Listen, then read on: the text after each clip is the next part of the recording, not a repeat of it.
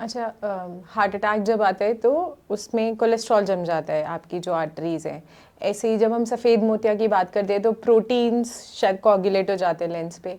Glaucoma में किस चीज़ से रास्ता बंद होता है, क्या जम जाता है ऐसा छलनी पे? सो एजिंग के साथ हमारे प्रोटीन्स बनते हैं, जैसे कोलेस्ट्रॉल डिपॉजिट होता है ब्लड वेसल्स के अंदर, और वो एक ब्लड वेसल है हमारी, उसके चारों तरफ पेरिफ्री में कोलेस्ट्रॉल डिपॉजिट हुआ है, वो रास्ता कम हो गया और ब्लड को फ्लो करने का रास्ता नहीं मिल रहा।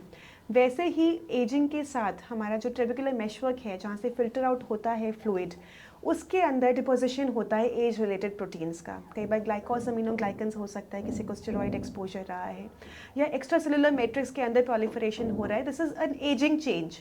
इसलिए से प्राइमरी ओपन एंगल ग्लोकोमा बहुत कॉमन है और हिडन रहता है। It is an ageing change.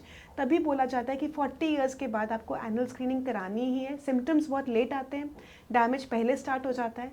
That is why it is because it is an ageing change. Hypertension भी, ब्लड प्रेशर की बीमारी भी, आप जाते हो तो आपको पता चलता है अच्छा ब्लड प्रेशर आज हाई आ रहा है, और वो इतना हाई होता है कई बार पेशेंट्स को पता भी नहीं होता कि मेरा ब्लड प्रेशर 3-4 साल से हाई होगा। तो क्या ब्लड प्रेशर वाले पेशेंट्स को ग्लूकोमा होने की संभावना ज़्यादा है? ज़्यादा रहती है, क्योंकि ये एक पार्ट ऑफ मेटाबॉलिक सिंड्रोम है। मेटाबॉलिक सिंड्रोम मतलब जिसका ओबेसिटी, ट्रंकल ओबेसिटी स्पेशली जो कहा जाता है कि फैट्स हमारी वेस्ट पे डिपॉजिट हो रहा है, या डायबिटीज़ किसी को है, या हाइपरटेंशन किसी को है, तो ऐसे पेशेंट्स में ग्लोकोमा होने का चांस भी ज़्यादा है, क्योंकि एक तरह से मेटाबॉलिक सिंड्रोम है।